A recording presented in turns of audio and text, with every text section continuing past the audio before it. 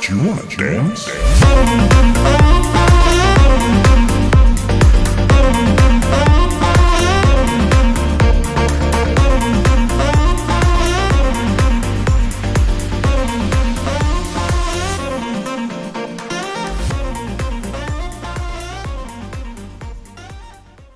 What?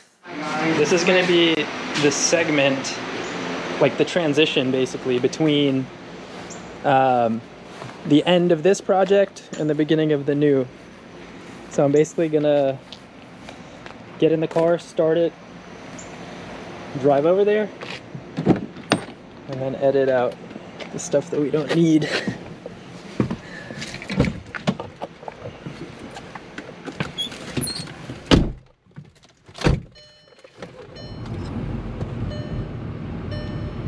The Tiguan is here.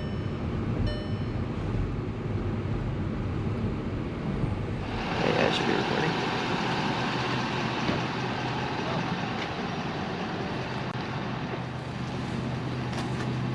Mind if I jump up?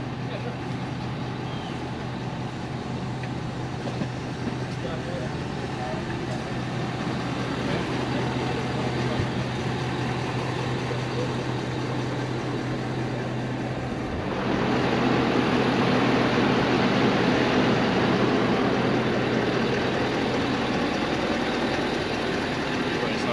Very good. I'm just filming for him. Alex, I think it turned off. No, it's on. Okay. Screensaver. How do I, just this button to pause? Yeah. Okay.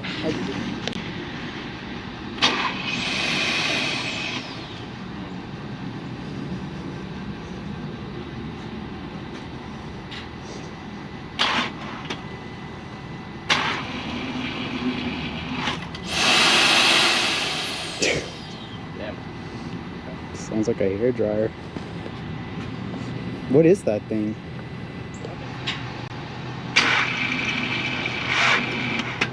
It's like it's trying to.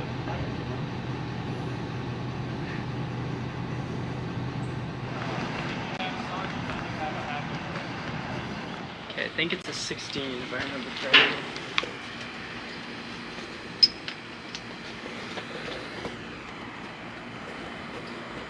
Does anyone live at the house next door? And then it still looks like that. It looks a little better now.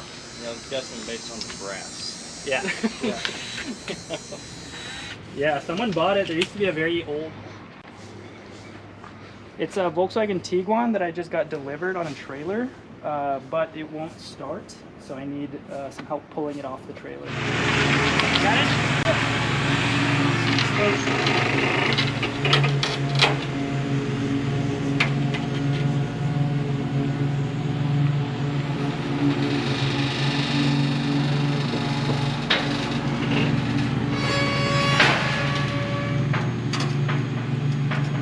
Wow.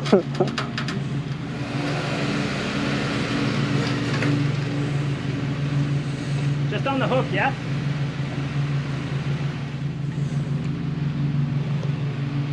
Definitely some good YouTube content.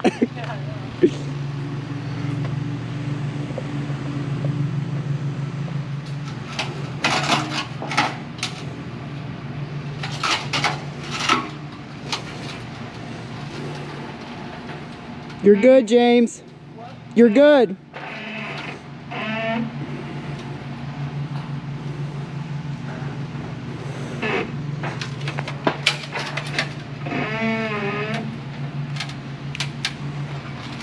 Wow. Definitely glad I'm recording.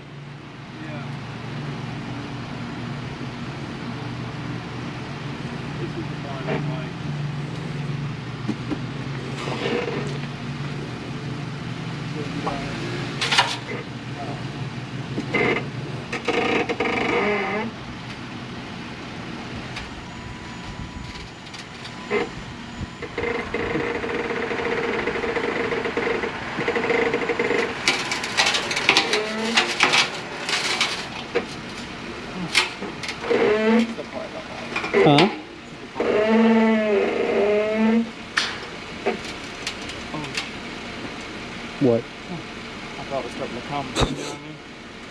Without him.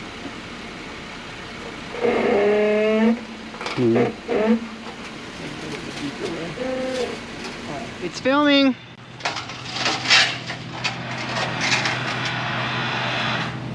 Oh, the daytime running light is on. Oh, do you want to check? You're good, Alex. You're good. Feels it. All right, the car's fixed. Yeah. Okay. Wow. What a journey. For never doing that, you handled that very well. Thank you. I was That nervous was with the impressive. Jeep, but it went smooth. It was weird. I'm pushing the brakes and they kind of give and really like grab.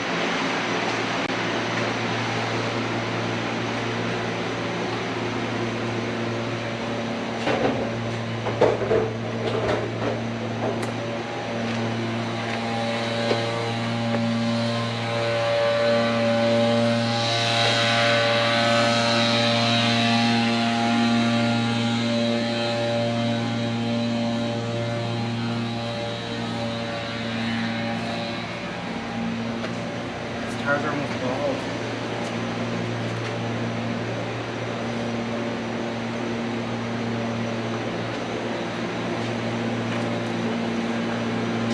Insert you talking. Hey guys, and welcome back to the channel. My name is Alex, and as you guys have seen, we have a new project. This is a 2018 Volkswagen Tiguan 4Motion SE, so I guess middle of the range as far as features go.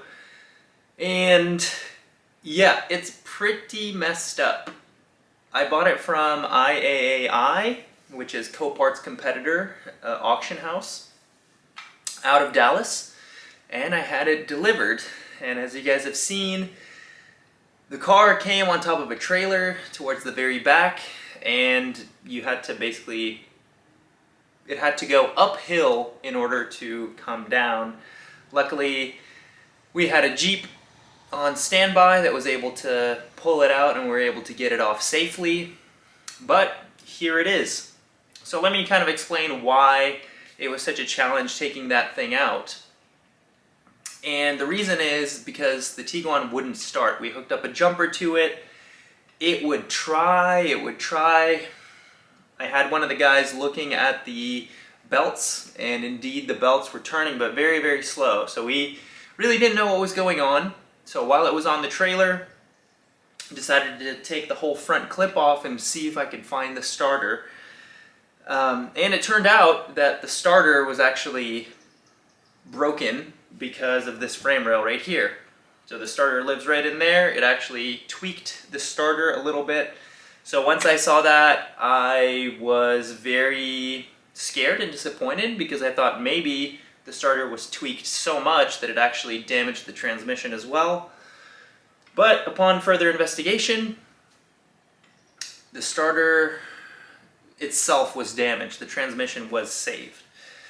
So that's why we couldn't start the car, and that's why we couldn't drive it off. Based on the pictures, obviously I bought this car sight unseen.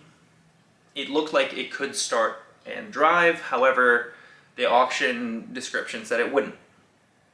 And another weird thing is that in the auction, the key displayed for the car looked to be the same kind of key that came on the 2014 Jetta that we had been working on, and I knew that the newer generation Volkswagens had a different looking key.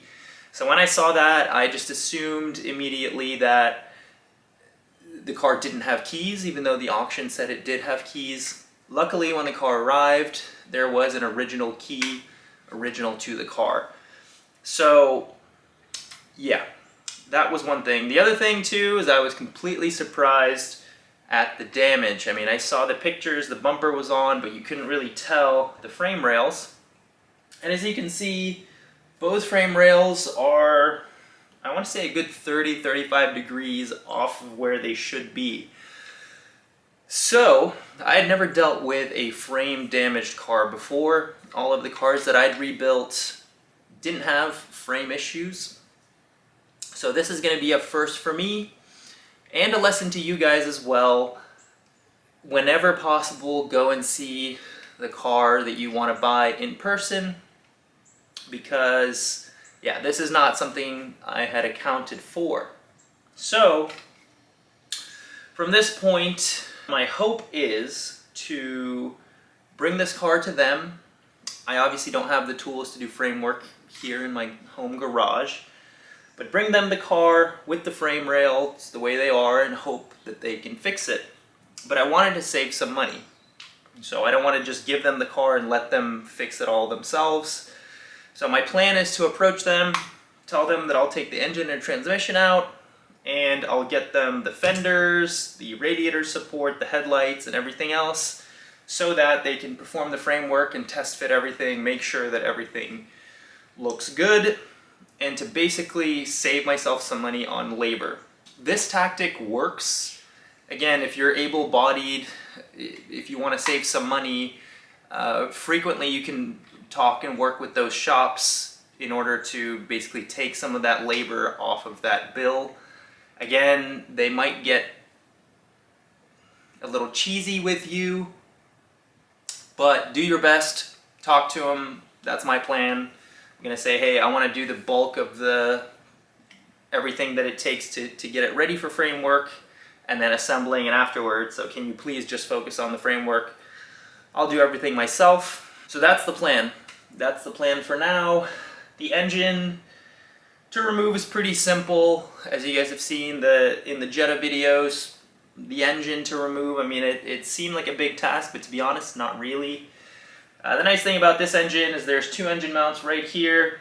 You just disconnect the axles, the prop shaft, maybe take out the subframe. I'll have to take a look. But then the engine and transmission combo should be able to come free. That is the plan. We'll see how it works. Obviously, I'll have to get a tow truck to get it towed wherever it goes. And then the question is, how long is that going to take? I don't know how busy these guys are. Hopefully it doesn't take 3 months. But yeah, so in the meantime, what I've done so far is I've taken off the entire front clip. As you guys have seen, I've liberated the wires covering the frame rails, and also liberated the wires from the engine to try to begin the process of preparing to remove the engine when that time comes. Along the way, I found some extra damage as well. The thermostat housing under the manifold is busted. Just the coolant hose connection is busted. What else? We have a connector right here.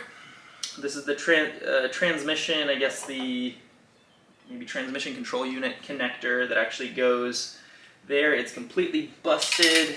You can see right here. I can repin it. The problem is going to be trying to find the actual connector itself. Yeah, and then also a very strange thing is happening. So I'm wondering if you guys can help me understand this. So let me switch the camera real quick and I'll show you. Take a look at this hood. It looks pretty good. I mean, if you look right here, there's some damage, but that, to my knowledge, that is all the damage that was on the hood. But what is weird, so if you look, obviously, this fender was busted, but we have this right here. If you take a look, if the hood were to go straight, this would have to be straight. So this somehow got damaged, and there's no markings on the hood. Okay, that's one side. And again, look at how the body is shifted. If you come over here, again, the body is shifted, the hood is here, but if you look right up there, the same kind of damage. And I don't know why. I'm really confused why that is, because it's almost suspicious that this hood didn't have any damage, yet both fenders look to have damage from both sides.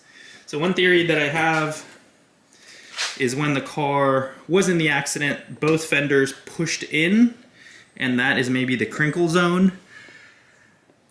Or another option is that this hood has been replaced since the auction. or since the accident.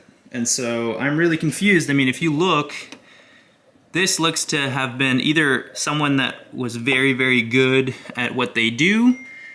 This looks original. I mean, great job. No overspray marks or anything like that. This is a white hood. Looks to be a factory hood. Yeah, very strange. Let me know what you guys think could have caused this on both sides.